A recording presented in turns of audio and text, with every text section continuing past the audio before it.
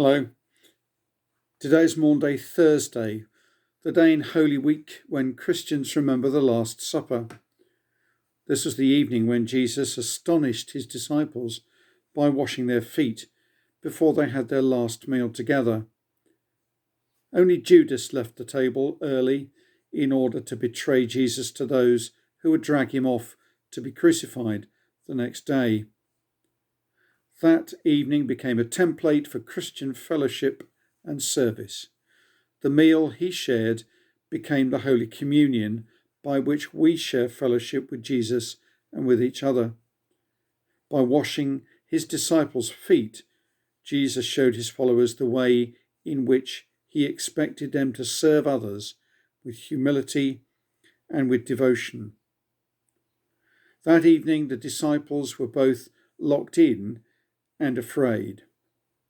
They were locked away in the upper room, a private and out-of-the-way place chosen for its safety. They were afraid because the temple police were looking to round them up and execute them as common criminals. They knew that what lay in wait for them in the streets below would lead to a slow, painful, and degrading death.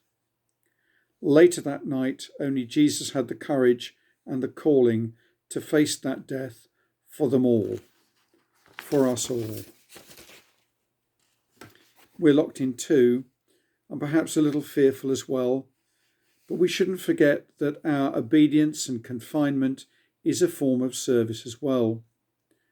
And while there are those whose calling is to go into the places of danger in order to serve others, for most of us it's our duty to stay at home and pray at home.